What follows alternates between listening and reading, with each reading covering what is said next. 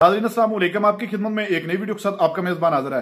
नाज़रीन, गुज़िश्ता रोज से एक खबर बड़ी गर्दिश कर रही है कि बानिए पीटीआई और वक्ती हुकूमत के माबैन मुज़ाकरात की बातचीत चल रही है, जिस पर आज वक्ती हुकूमत के सीनियर रहनुमा राना सनाउल्लाह ने खुलकर सब कुछ बता दिया है। और कल एक निजी टीवी चैनल के प्रोग्राम में फैसल वाडा ने वक्ती हुकूमत को एक नालायक हुकूमत करार दिया, जिस पर राना सनाउल्लाह ने मोहसिन नकवी जो कि वजीर दाखिला पंजाब और फैसल वाडा की तारीखी क्लास लगा दी और सब कुछ उधेड़ के रख दिया। नाज़रीन, वीडियो बड़ी कमाल की है, वीडियो मुलाजा फरमाए, फिर इस पर मुकम्मल तफसील से बात करते हैं। सर ये बताइएगा, थैंक यू। आज जो खान साहब ने ये जो खबर आई आपके लिए कुछ हैरत का बाइस थी? आपके ख्याल में ये बात कुछ मटीरियलाइज होगी?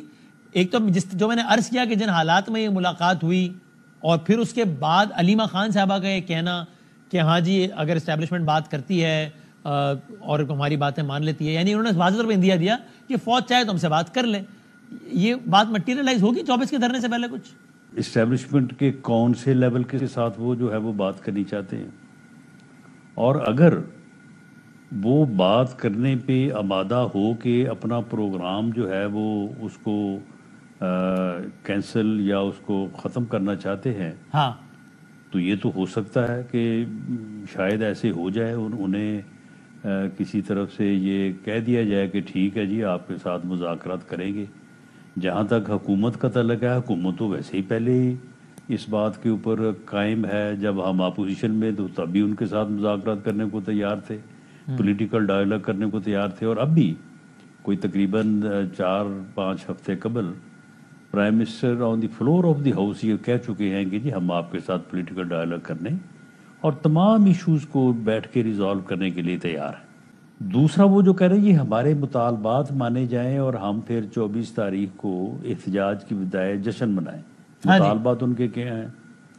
26वीं तरमीम जो है वो वापस ली जाए, हाँ, खान साहब के समेत तमाम सियासी जो या उनके जमात के जो लोग हैं जो कि 9 मई के भी मुल्ज़मान हैं, उन सब को जो है वो रिहा किया जाए। जी हाँ, उनका जो मैंडेट है वो उनको वापस किया जाए। जी हाँ, उसके नतीजे में उनको हुकूमत में बिठाया जाए और उसके नतीजे में हम सारे जाके अडयाला जेल में जो है ना वहाँ पे जहाँ पे खान साहब है हम वहाँ पे जाके बैठे। ये उन्होंने नहीं कहा, ये आप कह रहे हो। ये उन्होंने, तो ये उनके मुतालबात में ये नहीं है कि आप जेल में तो फिर नहीं तो फिर और फिर क्या, अगर मैंडेट उनको वापस करना है तो फिर उनको हुकूमत में आपको पता है फिर अगला काम यही होना है, उनकी हुकूमत में आने का मतलब आपका जेल जाना ही है। बस तो फिर आप मुझे ये बताएं कि ये अब बात तो हो रही है कि जी आला सतह पे राब्ता हो गया,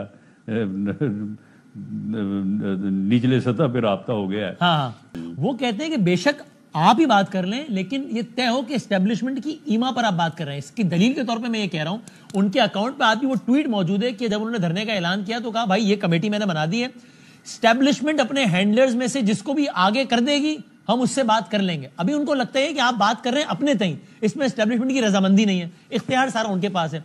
जिस दिन उन्हें लगा कि एस्टेब्लिशमेंट आपको कहे हाँ यार बात करो हमारे पे, वो आपसे बात कर लेंगे। आप उनका मैंडेट लेकर ना फिर बात करेंगे आपसे।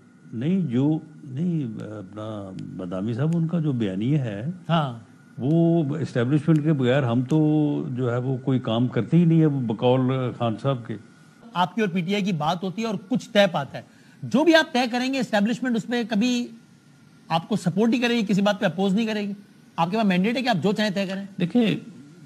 देखिए मौजूदा सूरत हाल में एक पॉलिटिकल वर्कर के तौर पे मेरा ये मानना है कि जब देखें इस मसले का जो भी यानी ये इलेक्शन से मुतल्लिका है, ये बाकी मामलात हैं, कॉन्स्टिट्यूशनल अमेंडमेंट है, इसका कोई और तरीका नहीं है पॉलिटिकल डायलॉग के अलावा। एक डेमोक्रेटिक कॉन्स्टिट्यूशनल जो है मुल्क में जब तक अपोजिशन और ट्रेजरी जो है वो आपस में बैठेंगे नहीं तो उस वक्त तक मामला जो है वो रिजॉल्व नहीं होते। तो मामला ये है कि अगर बैठ के बात होती है तो इस्टेब्लिशमेंट इस मुल्क की एक हकीकत है, उसे ऑन बोर्ड लिया जाएगा, लिया जाना चाहिए। और आपको यकीन है कि वो फिर आपकी जो भी पॉलिटिकल कमिटमेंट आप अगर वहां देंगे तो उसको ऑनर करेगी इस्टेब्लिशमेंट? जी बिल्कुल। कुछ और कैरेक्टर्स भी है ना बड़े मुनफरिद इस सारे निजाम में राणा साहब, जिस तरह जनाब मोहसिन नकवी साहब है जिनके बारे में आपका वो खुद شورۂ آفاق جملہ ہے کہ شکر انہوں نے یہ نہیں کہہ دیا کہ میں وزیر اعظم بنوں گا ورنہ وہ اس منصب پہ فائز ہو جاتے ہیں. اسی تسلسل میں ایک صاحب کا نام جناب فیصل واوڈا صاحب ہے. وہ آج کل پی ٹی آئی کو تو رگڑ ہی رہے ہیں لیکن وہ آپ کو بھی بالکل نہیں بخش رہے. کل انہوں نے ہمارے پروگرام میں کہا کہ بدامی صاحب 2 پائے کے نالائق ترین لوگوں میں مقابلہ ہے, اور میں اس حکومت سے کہتا ہوں کہ اللہ کا واسطہ ایک مہربانی کرے, وہ یہ کہ ایک کام کرے, وہ یہ کہ کچھ نہ کرے, گھر جا کے سو جائے, سنبھال لیں گے, پی ٹی آئی کو آنے دیں, ہم دیکھ لیں گے ہم نے کیا کرنا ہے. اب آپ لوگوں کے اپنے بیانات, ہمیں تو پتہ نہیں, ہم تو چھوٹے سے لوگ ہیں, آپ لوگ اپنے بیانات کے مطابق واوڈا صاحب جب کچھ کہتے ہیں تو وہ کسی اور کوارٹر کی نمائندگی کر رہے ہوتے ہیں. تو واوڈا صاحب کا مسلسل گورنمنٹ کو رگڑنا, اس کا مطلب کوئی اور رگڑ رہا ہے آپ کو بذریعہ فیصل واوڈا؟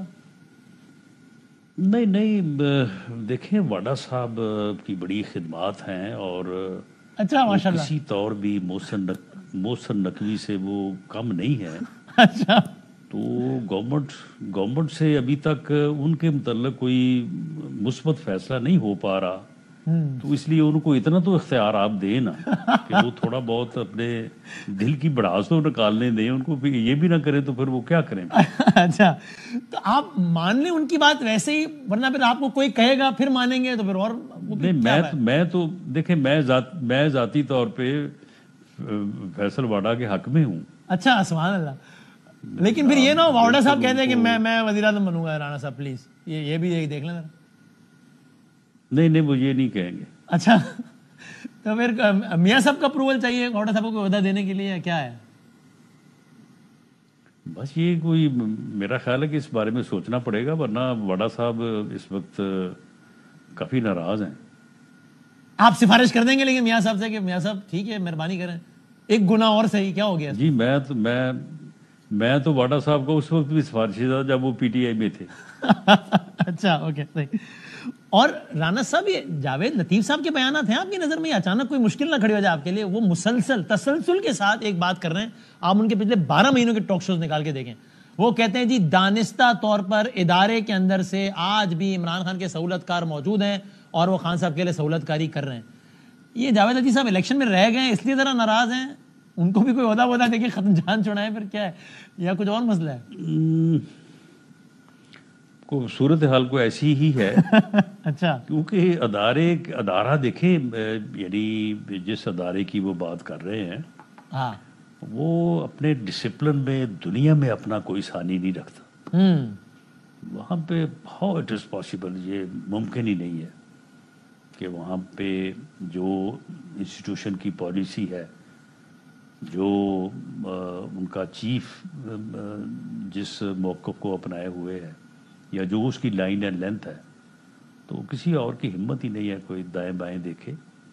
اور وہاں پہ جو احتساب اور جواب دہی کا کنسیپٹ ہے, تو جنرل فیض حمید صاحب کے تحویل میں لیے جانے کے بعد اب کسی کو کوئی شک رہ گیا؟